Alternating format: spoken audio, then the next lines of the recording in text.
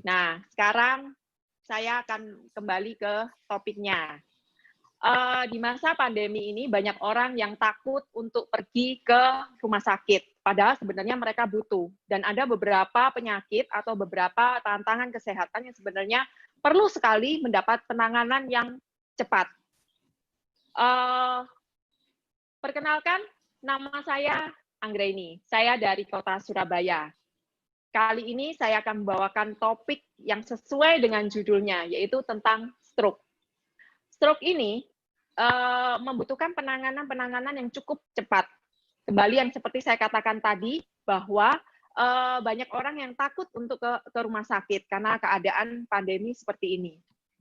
Oke, saya nggak akan panjang lebar, sesuai dengan judulnya, yaitu tentang stroke itu tadi. Saya akan mengundang salah satu narasumber saya yang sangat spektakuler dan sangat amazing banget.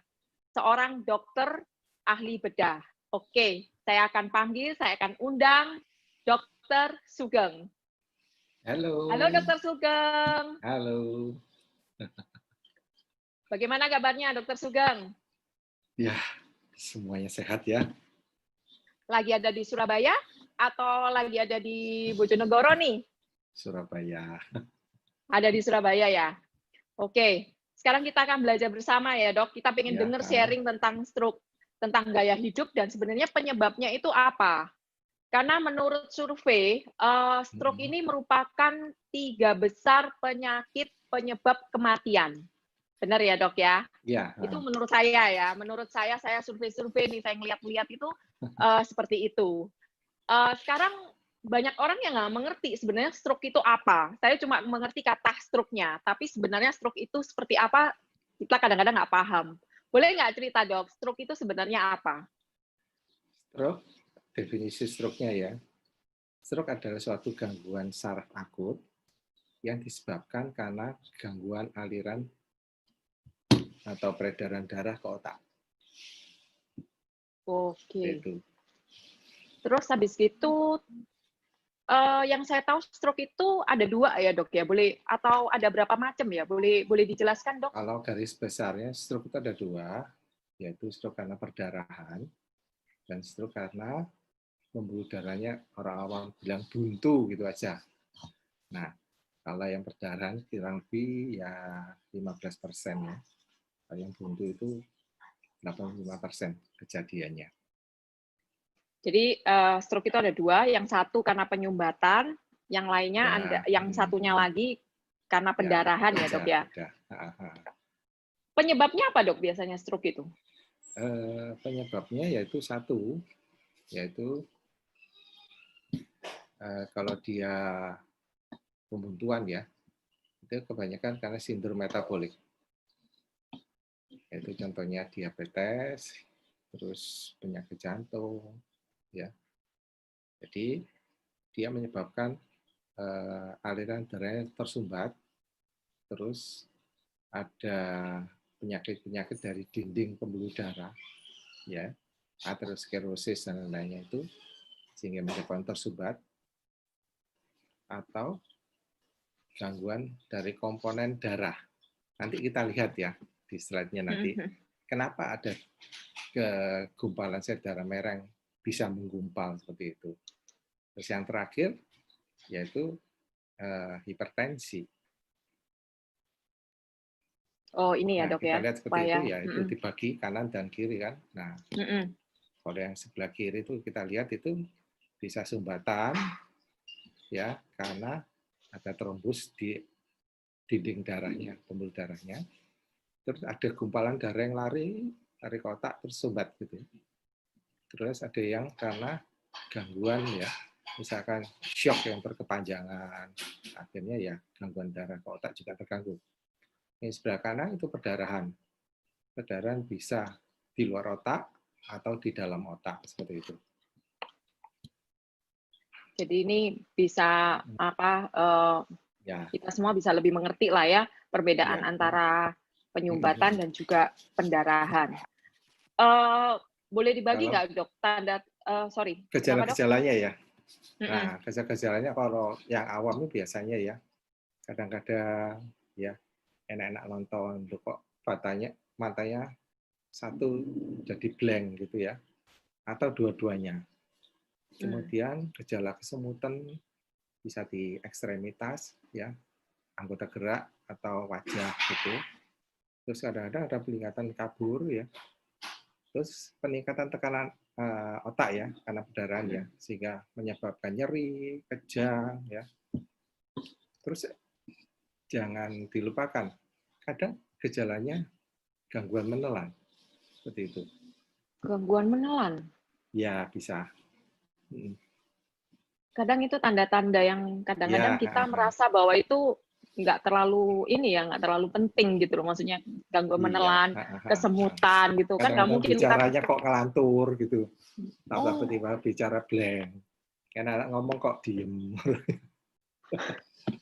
kita malah mengiranya kalau umpamanya orang lagi nggak Sambet ya. fokus, kesabet lewat gitu aja, nggak ngerti atau ngelantur atau pikirannya kemana, atau kesemutan kan nggak mungkin dong kita ke dokter. Kenapa kesemutan gitu? Padahal Iya. sebenarnya itu tanda-tanda yang Ya, harus memang ada.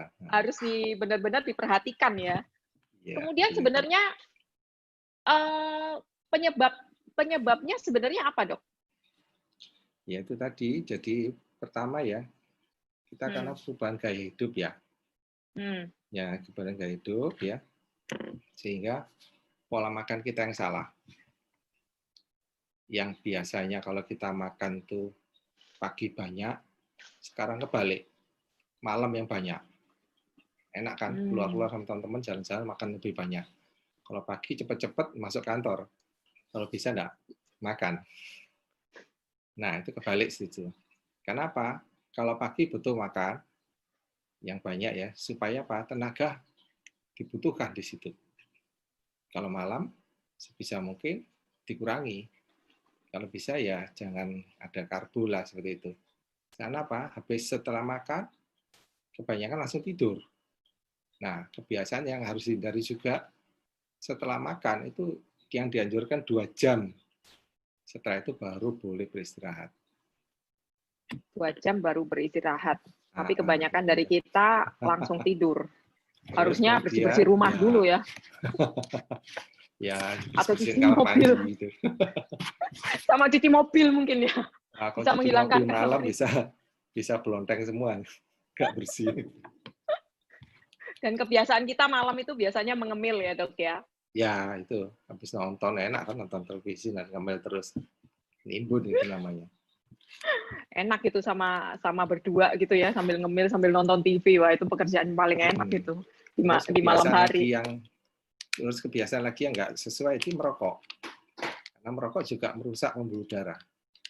Ya, merusak fibrin juga seperti itu. Terus kemudian minum alkohol. Kebanyakan minum alkohol. Seperti itu. Kemudian yang terakhir, gerak kita yang kurang. Kita tidak istilahnya tidak melakukan olahraga. Ya, minimal 30 menit sehari atau bisa dibagi 3 gitu. 10 menit, 10 menit, 10 menit gitu, nggak apa-apa. 10 menit aja cukup ya, pokoknya tiap hari. Ya, tapi kali Intinya 3. rutin ya. 10 menit kali 3.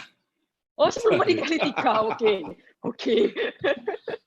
Nanti dikira 10 menit aja tiap hari cukup gitu. Ternyata sebenarnya olahraga juga harus rutin tiap hari ya. Iya. Saya kira cuma itu aja, Dok, 10 menit udah selesai gitu aja. Soalnya harus diimbangi juga ya, Dok ya. Dengan apa yang kita makan sebenarnya dengan apa yang kita keluarkan juga harus seimbang dalam arti olahraganya itu tadi ya. Ya. Itu tadi dokter memberikan tentang penyebabnya dan juga bagaimana mencegahnya lebih tepatnya ya, Dok ya. Kemudian pertolongan pertama, Dok, kalau kita udah ngelihat tanda-tandanya nih yang mengkhawatirkan gitu. Kan tanda-tandanya tadi sebenarnya udah kelihatan gitu ya. Itu pertolongan pertamanya apa? Pertama prinsipnya kita harus bebaskan jalan nafas. Kalau dia habis makan tuh ya, kena stroke ya, bisa tersedak meninggal cepat di situ, bukan karena stroke-nya, karena tersumbat jalan nafasnya. Terus kita perhatikan juga lingkungan sekitarnya, apa ada yang membahayakan dia. terus kita lihat peredaran darahnya, kita raba juga kelihatan seperti itu. Nah, setelah itu baru mencari pertolongan. Mencari pertolongan berarti cepat-cepat ke rumah sakit ya, lebih tepatnya Ya, gitu. seperti ditangani. Harus cepat ditangani gitu loh. Ini saya pernah dengar dok, ada orang yang bilang golden hour ya, atau Ya, pada saat kalau golden period kena atau golden stroke ya, hour ya, kena pada gejala awal waktu ya. kena gejala awal itu tuh. Kalau yang infak atau sumbatan itu di bawah 6 jam. Jadi di bawah 6 jam. Ya, pulihnya bisa lebih bagus ya. Kalau perdarahan, ya kita lihat tindakan operasi itu dilakukan di bawah 3 jam yang terbaik. Di bawah 3 jam ya. Ya, tapi kita harus bedakan ya. Di sini kita bisa membedakan ya antara stroke karena perdarahan atau stroke karena sumbatan. Bahasa awamnya ya, sumbatan aja gitu ya. Nah, kalau dua-duanya mendadak ya. Kalau yang perdarahan ada riwayat hipertensi ya. Terus kemudian kalau perdarahan dia sedang aktif. Sedang aktif bukan olahraga aja loh ya. Sedang nonton film tinju atau nonton sepak bola lagi seru-serunya itu aktivitas itu namanya. Kalau yang sumbatan itu waktu istirahat. Terus kalau sumbatan ada gejalanya. Jadi tadi ya kesemutan, tiba-tiba kelihatan blank, terus bicaranya tahu lo kok bicara ngantur, ada gangguan menang, nah yang lain-lain seperti itu. Kemudian kalau yang perdarahan kebanyakan nyeri kepala lebih dominan juga. Kalau infak enggak atau minimal ya. Kemudian adanya kejang, terus muntah, itu peningkatan tekanan darah, peningkatan tekanan otak ya, itu terjadi pada perdarahan. Tapi yang sumbatan enggak. Terus kesadaran menurun, kalau pada perdarahan cepat sekali. Jadi dia bisa pingsan, kadang bisa sampai koma. Kalau yang sumbatan, ya orangnya masih kayak orang teler-teler gitu ya. Intinya kita harus benar-benar aware banget ya, maksudnya gejala-gejalanya dan orangnya seperti apa, gejala-gejala kecil pun kita harus harus paham dan harus aware, karena itu dampaknya akan kalau nggak cepat dibawa ke rumah sakit atau pertolongan pertama akan nanti lebih dalam lagi atau lebih parah lagi, lebih tepatnya begitu ya dok. Karena kita kadang-kadang kalau kesemutan aja kita nggak punya, oh ya kesemutan biasa aja, kesemutan kita biasa kan kesemutan gitu, tiba-tiba ngeblank dan lain-lain gitu. Betul ya dok ya. Jadi sebenarnya kita harus benar-benar paham. Oke, saya kembali lagi ke yang menonton YouTube ini. Apabila ada pertanyaan, boleh nanya ya di live komennya. Nanti akan coba kita jawab. Ya. Oke dok, saya ini kan orang awam ya. Kita kadang-kadang banyak mendengar dari dari beberapa orang atau baca-baca gitu ya. Ada mitos-mitos yang sebenarnya saya nggak tahu benar apa enggak, karena kita terlalu banyak informasi. Tapi karena sekarang ada dokter, jadi dokter bisa menjawab. Contohnya mitosnya, umur dok. Jadi yang terlalu banyak, maksudnya yang banyak terkena stroke itu orang tua daripada yang muda. Ya, betul sekali. Ya, karena itu mitos yang benar ya? Benar, mitosnya benar. Tapi sekarang umurnya tambah lama tambah muda. Nanti ada lihat slide-nya berikut. Apa penyebabnya? Oke. Saya tunggu itu infonya. Terus apalagi? Kenapa dok? Kenapa kok lebih tua lebih resikonya lebih tinggi daripada yang masih muda? Iya, kita bayangkan aja ya. Kalau kita mobil baru, diajak lari, apapun lebih kuat ya daripada mobil yang tua. Ya, itu terjadinya karena ada sindrom metabolik, terus adanya hipertensi juga. Terus anak-anak jarang minum alkohol atau anak-anak merokok jarang. Ya, dia merokoknya kan harus gejala seperti berulang-ulang terus ya. Ya, dengan bertambahnya usia ya nimbun seperti itu namanya. Jadi usianya lebih dewasa terjadi stroke. Oh, kayak gitu. Sekarang kalau soal kurus atau gemuk, biasa juga selalu bilang kalau gemuk itu resiko stroke-nya lebih tinggi daripada yang kurus. Nah, kalau gemuk ya, biasanya karena faktor obesitas atau kegemukan itu karena pembuluh darahnya. Ada timbunan kolesterol di situ. Tapi ingat, kadang-kadang orang gemuk itu bisa juga karena diabetes. Belum manifest ya di situ. Setelah diabetesnya sudah mulai istilahnya ya pankreasnya sudah tidak kompensasi ya, dia akan kurus. Nah, jadi kelihatan seperti waduh tambah sehat nih. Padahal itu tambah jelek. Karena diabetesnya itu. Yang kita tahu diabetes itu penyakit yang merusak. Apapun dirusak sama dia. Kita lihat pembuluh darah juga rusak. Terjadi sumbatan, terus saluran di dalamnya juga mulai kerusakan. Mulai dari ujung kepala sampai ujung kaki. Oke. Satu lagi, Dok. Apakah stroke itu penyakit keturunan? Yang penyebabnya ya, contohnya hipertensi, diabetes, itu kan keturunan ya, salah satunya. Terus kemudian faktor lingkungan juga. Biasanya kita harus ikut orang tua, misalnya dia suka merokok ya, anak-anaknya juga ikut. Jadi sebenarnya bukan stroke-nya keturunan, tapi faktor penyebabnya, pemicunya ya Dok ya, pemicunya, karena dia mempunyai penyakit yang dokter tadi bilang itu seperti diabetes. Selain diabetes apa Dok?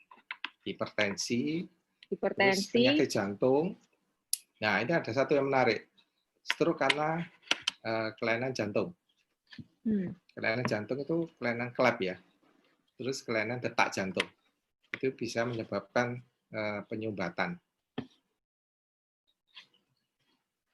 Jadi penyakit-penyakit yang menimbulkan itu, bukan menimbulkan ya, keturunan itu tadi sebenarnya karena ada pemicunya terjadilah stroke. Seperti itu ya Dok, lebih tepatnya ya. Nah, dokter ini kan yang saya tahu banyak menangani pasien-pasien diabetes juga. Ya. Dalam penanganannya itu Dok, bisa dibagi pengalamannya supaya mungkin ada metode-metode lain atau cara lain atau faktor pendukung yang bisa mempercepat kesembuhannya atau semacam kayak gitu. Barangkali dokter bisa memberikan masukan pengalaman-pengalaman yang pernah dokter alami. Ya, ada yang menarik ya. Itu ada satu pasien yang kakinya busuk ya. Dia menolak amputasi. Ya tetap saya rawat ya. Ya tendon-tendonnya, urat-urat itu kelihatan semuanya, tapi bisa nutup. Tapi dalam perjalanannya dia terjadi stroke. Pada saat itu di depan saya, kaget saya lihat.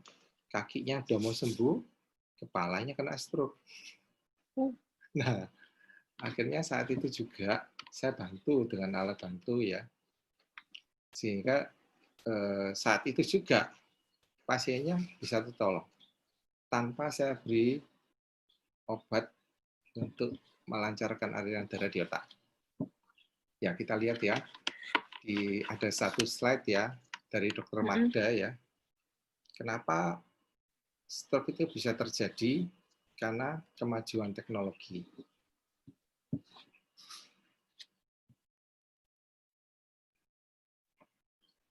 Oke, kita tonton ini ya.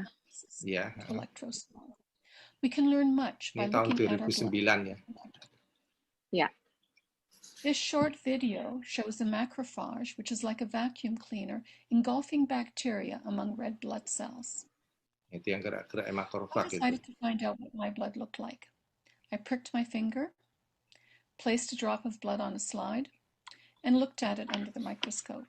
Ya, ya lihat This dalam is what I mikroskop. saw. Sel-selnya bagus itu, bulat-bulat, ya, tidak menggerombol. Jarang kelihatan yang menggerombol itu. Oh iya. This testing was done Ya. in clean Dia bebas dari gelombang elektromagnetik seperti wifi, komputer, HP. Looked at my blood again. This time the cells are Itu sticking kelihatan together like 70 menit ketemu di komputer dia langsung gerembel. Nah, itu sel darah merahnya. I used a cordless phone Terus for kalau 10 dia minutes and looked at menggunakan my blood. HP 10 And menit, this wah is lebih what I parah saw. lagi. Very. Langsung lebih There are ngerempel seperti virtually ini. no single cells. Ini Most persis of the Hanya cells are 15 seperti menit, orang-orang, hanya ya, 10 menit ini ya. ya, persis seperti orang-orang penderita stroke dan diabetes. Learned is that my blood goes into Rouleau formation when I use a computer Nah, or a begini ya, mobile kita phone. lihat ilustrasinya. This type of pumping interferes with the release of oxygen and the Sel darah removal merah of waste bagus kan products. satu-satu seperti ini ya. Nah, bayangkan ada pembuluh darah kecil di otak seperti ini ya, yang hanya bisa dilewati oleh satu sel darah merah.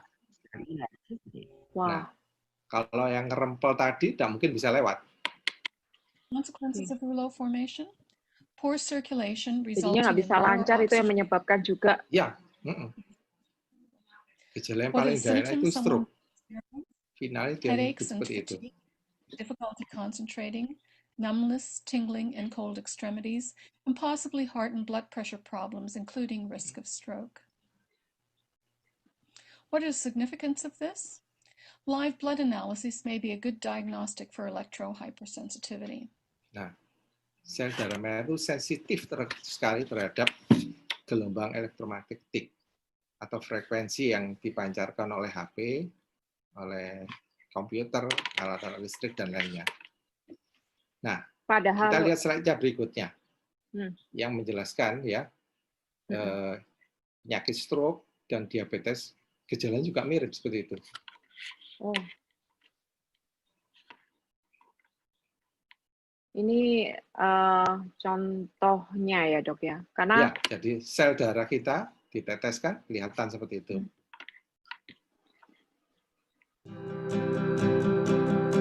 Nah ini ya sel darah merah kita terempel.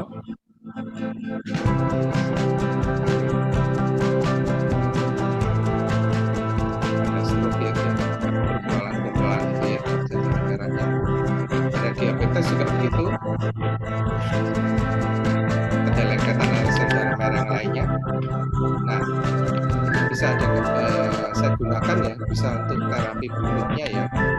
Yang jadi potongan pertama untuk kita. Nah, ini slide-nya kita beri makanan untuk metabolisme selnya. Kita beri alfaspin untuk melancarkannya aliran darahnya. Dan hasilnya jadi begini. Ini salah satu yang bisa menjelaskan kenapa pasien yang saya rawat dengan diabetes ya, tapi mau amputasi, nggak jadi, lebih baik, terus terjadi stroke. Saya gunakan dua device ini, dua alat ini, alfaspin, stroke-nya bisa langsung teratasi saat itu juga. Untuk alfaspin berarti dia itu mengharmonisasikan, intinya kan mengharmonisasikan frekuensi ya dok ya, karena kita ini dikelilingi oleh wifi, elektronik macam-macam lain-lain di sekitar kita semua dan nggak bisa kita hindari, lebih tepatnya kan kayak gitu, tiang-tiang listrik yang banyak, kemudian kita juga nggak bisa lepas dari HP. Tadi itu kayak yang tadi dokter tunjukkan itu dalam 10 menit aja aliran darah atau sel darah merah itu berdampak sekali gitu loh dengan dengan frekuensi itu tadi, benar ya dok? Maksudnya kan begitu ya? Dan ternyata mempengaruhi juga untuk pasien-pasien atau orang-orang yang punya gejala atau punya tantangan kesehatan yang tadi dokter macam-macam kayak berbagai macam penyakit-penyakit itu tadi. Terus gangguan dari jantung, gumpalan darah seperti itu, akhirnya yaitu membantu proses penggumpalan darah itu. Supaya bisa ada aliran-aliran darah yang bisa lewat gitu ya dok ya. Karena itu bisa mempercepat juga untuk penyembuhan. Lebih tepatnya begitu ya dok ya? Iya, seperti itu. Nah, kalau yang tadi dokter bilang soal alpha meta itu apa dok? Alpha meta itu makanan, ya. Dia memberi makanan memperbaiki metabolisme tubuh kita. Saya cobakan pada pasien diabetes saya yang dia pakai insulin ya. Insulin yang long acting 15 unit, yang short acting Actrapid itu dia pakai sekitar 8 unit. Setiap kali makan dia suntik. Ya. Saya beri alpha meta ya. Sehingga insulinnya itu bisa saya ganti dengan yang tablet. switch gitu. Senang sekali. Jadi dia setiap kali makan tidak harus suntik. Kemudian HbA1c-nya itu bisa turun. 8 bulan yang lalu dia sekitar 14, terus 5 bulan yang lalu dia turun jadi 10, terus yang terakhir dia report ke saya, HbA1c-nya itu 6. Jadi kayak orang normal. Keren ya. Iya. Jadi lebih tepatnya itu alfa meta itu apa ya? Semacam Istilahnya untuk merenovasi tubuh kita.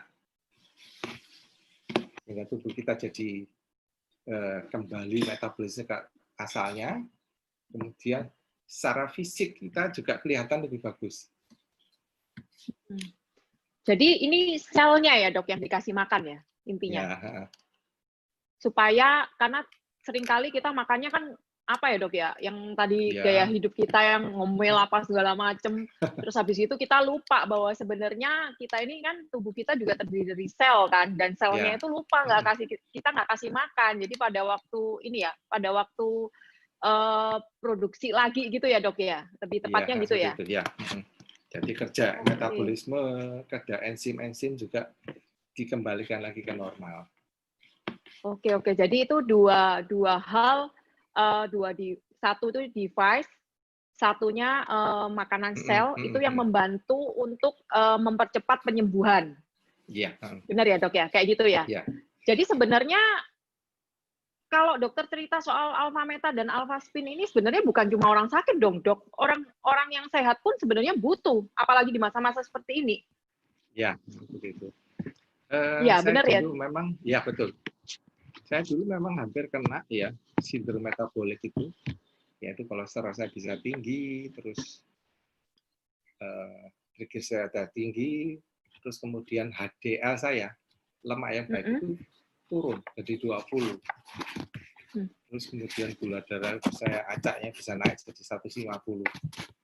Nah, saya juga mengkonsumsi obat waktu itu. Saya belum konsumsi alpha meta. Lama-lama juga belenger ya minum obat. Iya dong. Nggak enak tuh minum obat. Nah, saya dulu teman saya minum Aspilet. Itu supaya darah saya itu encer. Waduh, paling nggak enak itu. Kena gores sedikit, kena bentur sedikit, kulit saya biru-biru.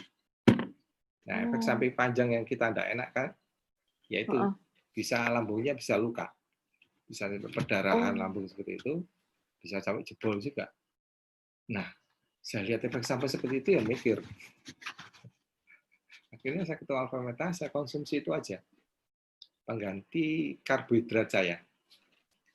Jadi karbohidrat saya kurangi, saya gunakan pagi yang banyak, siang sedikit, malam kadang-kadang juga tidak ada karbohidratnya. Saya gunakan alpha meta itu, sekarang jadi bagus semuanya. Hanya saya lemak yang baik itu naik jadi 55. Yang lainnya normal semuanya. Jadi ini benar-benar membantu ya dok ya, membantu untuk memperbaiki tubuh kita. Walaupun kita nggak, kalau memang kita punya tantangan kesehatan, tetap nggak boleh melepaskan obat-obatan dan lain-lain. Tapi ini memang untuk memperbaiki dua hal ini ya, alpha meta dan alpha spin tadi ya. Dan yang saya tahu juga dokter juga memakaikan atau pasien-pasien dokter itu juga dokter merekomen ya. Ya, coba kita lihat slide ini ya, yang cukup menarik ya. Ini pasien kena stroke sumbatan atau infak itu yang ketiga. Pertama kena kanan, terus kena kiri, terus sekarang ketemu saya kena yang kanan lagi. Gantian. Iya, gantian. Nah, boleh waktu pertama kali ketemu saya beri rangsangan nyeri, ya.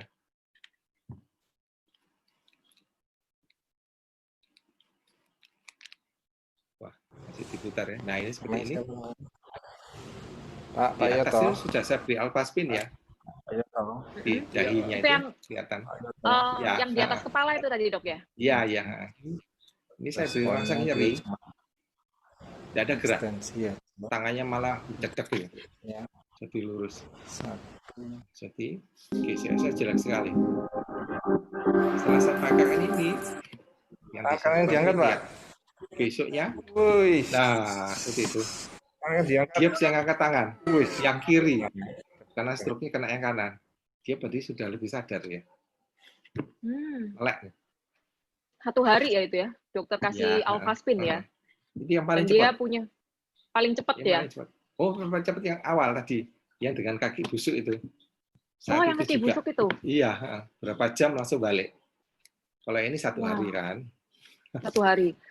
Iya, Tapi itu tergantung dengan keadaan ya dok, keadaan dari pasiennya ya, keadaan tubuhnya, keadaan selnya dan macam-macam. Tapi Alfameta dan Alfaspin ini benar-benar salah satu yang bisa metode atau hal yang bisa membantu mempercepat. Intinya kan seperti itu ya dok ya. Ya. Oke, keren banget. Kita kembali ke pertanyaan-pertanyaan dulu ya dok, sebelum kita lanjut lagi, karena ini pertanyaan banyak banget. Ternyata banyak orang yang mungkin kurang paham tentang stroke. Tahu tadi yang saya bilang, tahu kata stroke tapi tidak paham apa itu stroke. Jadi kita coba jawab pertanyaan dari beberapa orang yang online di sini ya. Iya. Ini dari Pak Jimmy di Makassar. Dia bertanya, jauh sekali ya. Iya. Oh, yang dilihat di sini dari Sabang sampai Merauke, sampai ke luar negeri kayaknya dok, yang live di sini. Ini dia tanya, dok, meskipun rajin olahraga, apakah stres, pekerjaan atau pikiran, seperti masa di pandemi sekarang, bisa menyebabkan stroke? Ya, bisa. Jadi salah satu penyebab stroke yang harus kita perhatikan ya, di sini 10 yang terbesar ya, hipertensi, kurang olahraga, makan yang tidak sehat, banyak lemak manis, terus gemuk, terus merokok, adanya gangguan di jantung, keletnya atau iramanya nggak teratur, atrial fibrilasi, terus diabetes, minum alkohol. Nah, ini ada juga stres termasuk seperti itu. Stres juga termasuk penyebab stroke juga ya. Jadi di masa seperti ini nih harus menjaga pikiran supaya positif terus ini. Ada pertanyaan lagi. Harus ketawa terus. Ya betul, harus ketawa. Walaupun kita ngomong soal stroke, kita mengedukasi orang, tapi kita juga harus menerima yang positif-positif supaya nggak stres ya dok ya. Karena harus diimbangi juga. Oke, ini pertanyaan dok dari Bapak Sudarmono Nugroho. Di rumah saya butuh wifi sekarang 24 jam. Ya, saya juga sama. Gimana ini? Kita butuh wifi yang kencang. Sama, Pak. Seperti tadi ya, wifi gelombang elektromagnetik yang bisa menyebabkan gangguan ya pada sel darah, terutama sel darah merah kita. Tadi seperti di pemeriksaan Dr. Magda itu sudah kelihatan sekali. Terus kemudian dengan penggunaan Alfaspin itu bisa dinormalkan atau diharmoniskan lagi. Sehingga tadi kita lihat videonya sebelumnya itu kan aliran darahnya jadi kembali lagi seperti itu. Jadi kalau mau kita hidup dengan kemajuan teknologi, kita serap apa yang baik, kita tangkal yang jelek-jelek. Jadi kita gunakan alat bantu. Jadi tadi yang Alfaspin itu ya, jadi kuncinya di Alfaspin. Karena Alfaspin itu mengharmonisasi ya. Karena kita nggak bisa lepas itu dari wifi di masa sekarang, di rumah terus ya dok ya. Ya, makanya kalau kita jalan-jalan di mall ya, dulu ya, kalau terasa ya, kan wifi-nya kencang sekali ya. Setiap toko pasti ada. Pulang ke rumah, bukan tambah seger, tambah lemes. Terus, kalau kita ke gunung, ya kita mendaki, fisik kan, pulang ke rumah, seger. Ini jawabannya. Kita nggak sadar ya, dipikir lemes, capek jalan-jalan sama capek shopping dok, keluarin uang. Iya. Dok, stres juga uangnya kalau istri beli banyak ya. Wah, kalau istri harus gandeng terus nih. Di bawah Alfaspin mungkin lebih tepatnya dok, jadi nggak ngeliat kiri kanan. Oke dok, ini ada pertanyaan lagi. Pengobatan apa yang tepat untuk penderita stroke dalam penyembuhan pasca pengobatan dari rumah sakit? Nah, kita harus tahu penyebabnya dulu. hipertensi, harus kita normalkan tensinya. Kalau dia merokok, ya stop. Kalau minum alkohol, stop. Terus kalau dia gemuk, ya kurangilah berat badannya. Terus kalau dia diabetes, nah itu harus diperbaiki metabolismenya. Bukan cuma gulanya yang dinormalkan, tapi badannya ya harus direnovasi. Oke. Dengan penggunaan tadi itu ya, Dok ya. Itu juga salah satu yang bisa membantu. Ini pertanyaannya banyak banget, Dok. Satu lagi ya, karena waktu kita juga terbatas sekali. Mungkin. Nah, makanya itu. Nanti kita bikin seri-seri berikutnya, karena ini banyak sekali pertanyaan tentang stroke gitu loh. Apakah migrain termasuk salah satu penyebab stroke? Nah, itu ada. Migrain, dari buku yang saya baca itu satu sisi. Nah, kalau sudah sering-sering seperti itu ya, apalagi tambahan gejala yang lainnya harus hati-hati. Jadi kita harus lihat faktor penyebab yang lainnya apa. Itu migrain salah satu dari penyumbatan. Jadi daerah otak mana yang kena yang menyebabkan dia migrain seperti itu. Makanya ada gejala seperti itu, cari pertolongan ke dokter saraf yang ada di rumah sakit tersebut. Intinya kalau seumpamanya ada gejala-gejala yang kita nggak ngelihat besar atau kecil, kita harus cepat untuk berkonsultasi. Karena kita kan nggak tahu ya, kadang-kadang kayak tadi dokter bilang kesemutan dan lain-lain itu salah satu gejala gitu loh.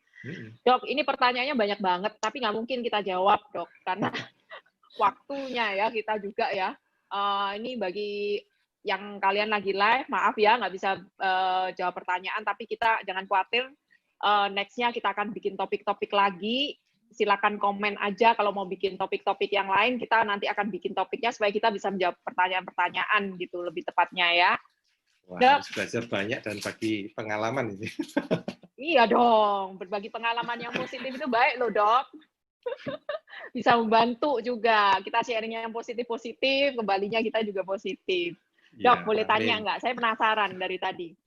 Dokter ini umurnya berapa? Boleh tahu nggak ini? Di atas 50 tahun. Wow, masih sehat ya? Masih bukan sehat, maksudnya masih sehat, bugar, dan awet muda lebih tepatnya. Kalau saya ngelihat di atas 50, padahal saya tahu dokter ini juga travelingnya juga lumayan ya dok ya, pulang perginya keluar kota. Nyetir sendiri. Nah, kadang nyetir ya, sendiri 6 lagi. jam. Wow. 6 jam berdiri lagi operasi. Bagi rahasianya dong, dok. Nah, ini ya. Uang memang bisa kita cari ya. Tapi kalau kesehatan, badan yang rusak, tidak ada yang menggantikan. Sehingga saya pilih badan saya harus sehat.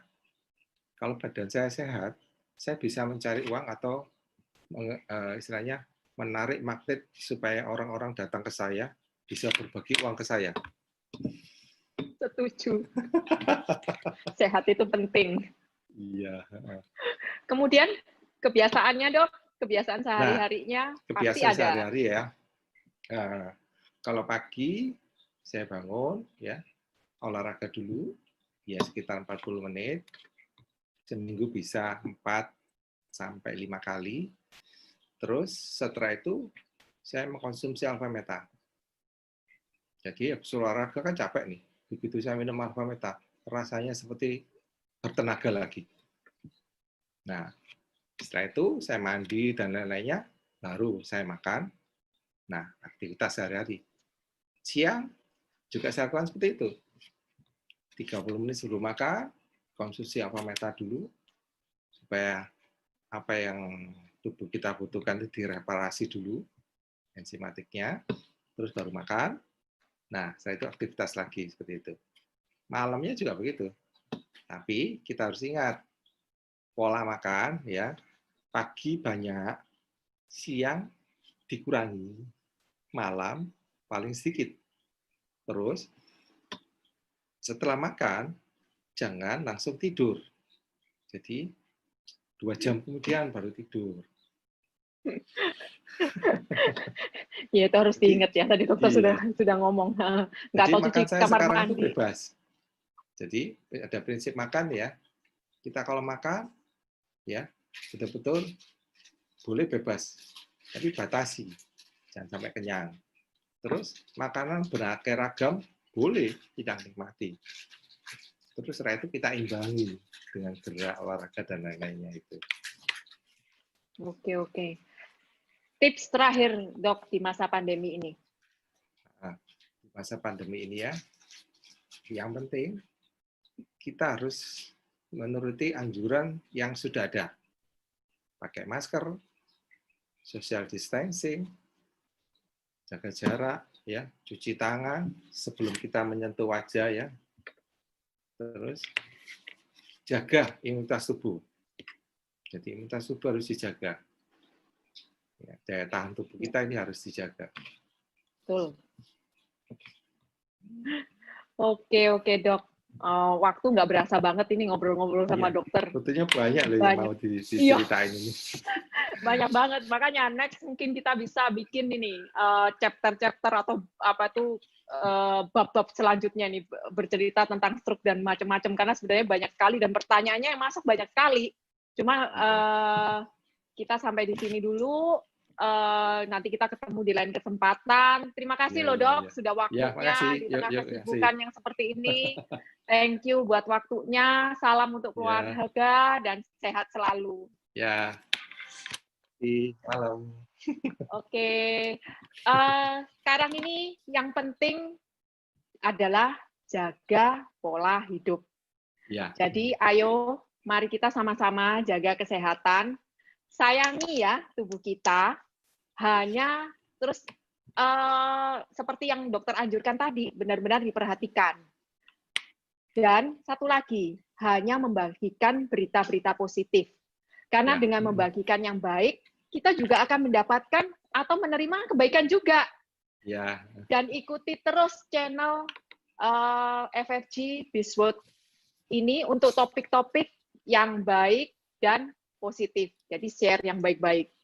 Ya, supaya kita juga mendapatkan yang baik. Betul. Dan jangan lupa subscribe, like, dan share kepada siapapun yang membutuhkan. Karena kita akan membagikan dan memberikan info-info yang positif buat kalian semua dan kita semua. Akhir kata, hidup ini adalah anugerah. Jangan pernah sia-siakan hidupmu.